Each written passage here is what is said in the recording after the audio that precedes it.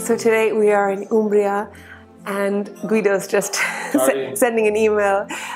We've arrived very late in this trattoria and we're starving, we're excited to eat. Grazie.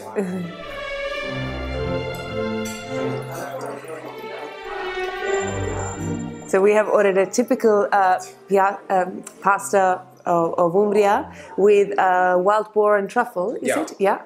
And then as a second course we have a rack of lamb and the truffled guinea fowl. Yes.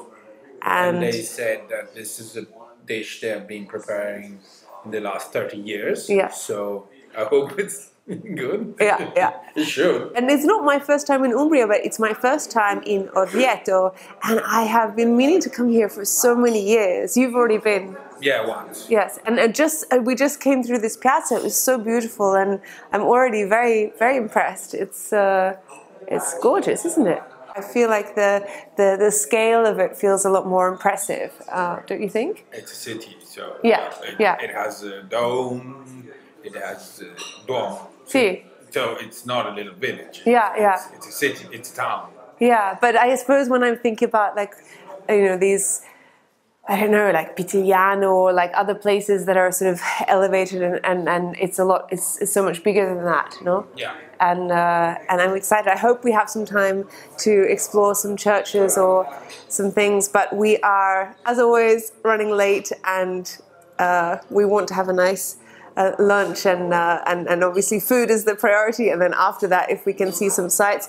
But how do you, being Tuscan, what do you associate with Umbria when you think of it? First of all, it's a foreign country. It's not Toscana, it's not Tuscany anymore. Umbria is a beautiful region. There's no sea, but it has beautiful mountains and beautiful woods, countryside, and it's similar to Tuscany for the food, but slightly different, and it has amazing porchetta or tutti salumi. Yeah.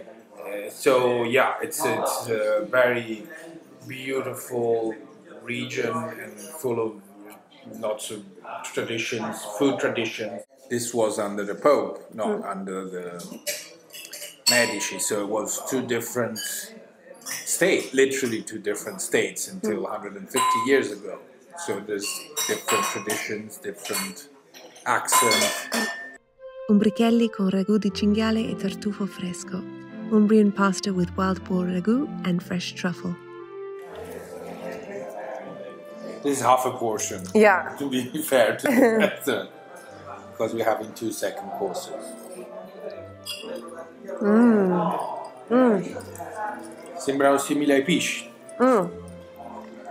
No, but this is delicious, chewy, no? Al dente. Bravi.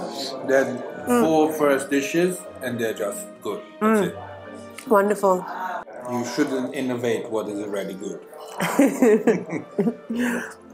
Su questo siamo d'accordo. It's so good. We obviously, living in Tuscany, have wild boar quite a lot, and it's something we both love, no? But there's so many different ways that you can do it, and you can do it with a red sauce. This one is a white sauce. Yeah. Ragù bianco. Ragù bianco. So, but you really taste the meat, don't you? And you really taste the pasta as well. Then there's some spice that makes it more. Oh, I'm very impressed, no? But I was concerned because I thought, oh, maybe with the truffle and the wild boar it might be too strong. But actually it's not at all, is it? It's a good balance. Yeah. Carré di agnello, lamb loin, farona tartufata, truffled guinea fowl. Let's share the first carré together first. Okay. Oh, wow. We're very excited. This looks spectacular. It's... Try a little piece. Okay. Thank you. Oh my goodness. Wow. This is staying on this part of the table. And here, what did he say this was? This was cicoria, spinaci. I think there's some fennel in here as well. Delicious. We are in a private room. There's no one else. Just you. Sorry, I have to do this. This is delicious. You know, this is what I love because, you know, with this quel discorso tra la trattoria e il ristorante formale, you know, we both prefer eating more rustic food, but this is sort of, it's more elegant in how they present it and everything, but they haven't... It's still the flavors are the same. Exactly, they're still using the classic flavors. They're not trying to change it too much, and perhaps we're just a bit conservative or old-fashioned or something, but I love when a classic dish is not tampered with too much, and probably that's why we're living in Italy and not somewhere like New York where there are really inventive chefs experimenting with fusion and everything. But for us, I mean, or for the Italian cuisine, I just love when it's done in a classic way, and obviously they have their little personal touches and everything, but it's just love. It's neat. It's still, flavors are it's respecting the original recipe, you know. And I guess in Italy there are so many original recipes that you can't improve on so much, or you know, you don't need to complicate it. And then this is guinea fowl with truffle, so you need to taste guinea fowl and truffle. This is lamb with the sauce, but you need to. Oh wow. Taste what I mean, otherwise you are eating something else. Yeah. No, I suppose if you're someone who eats out all the time, then you want to have something new and exciting. But for my work a while ago, ages ago, when I was sort of writing for luxury magazines and things and writing about food, and I would go to a lot of Michelin star restaurants, but I wouldn't have the joy that I have from eating in a trattoria or a place like this that, even though this is called a trattoria, but I wouldn't have the same satisfaction, you know, so... Each to his own. I'm sure there will be people who are saying, "Oh, I love Michelin star restaurants," and they have a place, of course, in the world of cuisine. But if you ask me where I have the most fun and where I have the most satisfaction, it's with places that are not complicating the dishes too much, and it's elegant and refined, but it's you know, it's not pretentious. And then overlaid with too many concepts that are, overlaid probably. Like I remember I was once judging this pasta competition in Parma, in Italy, and all these chefs flew in from around the world, and I was on the judging team to judge the pasta, the dishes they'd done, but some of them, and of course I understand if you're a young chef you want to do something that has your signature and put your mark on it, but they were changing it so dramatically that you couldn't even taste anymore the actual ingredients. You couldn't taste the tomato or the rosemary or whatever they were using, no, because it was so complicated with flavors. You want to try this, or?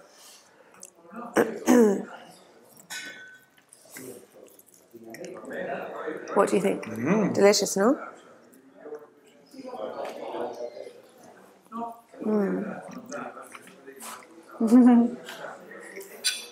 Guido's come to life again. Let's try the vegetables. Delicious. Not too oily, full of flavor. And that was the only choice of vegetables. Yeah. Was or potatoes or this. That's it. Yeah, love it. Exactly. It's just... we sound like two old fuddy-duddy like people who are like, "Oh, I don't like it when they change things so much these days," but we don't. This is, I don't know, you couldn't, some dishes you just can't improve on, you know, you don't need to. And probably they're doing it like this since, they said 30 years, so they might have changed it some slightly, but Why? Taste this sauce. It's perfect. It's so flavorful.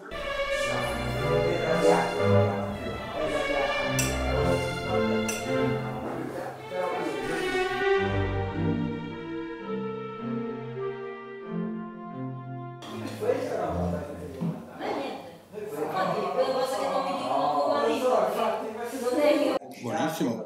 Sì. Dei lamponi, come si dice. With raspberries. Raspberry. And I'm like, oh, it's just cinematic, scenographic, whatever. Cioè, fa nulla. Yeah. Instead, it gives. This is a torta di mele, but you can see it's one of those ones where they have many layers, and it looks delicious. How is it? It's hot, buona. Quando farle te?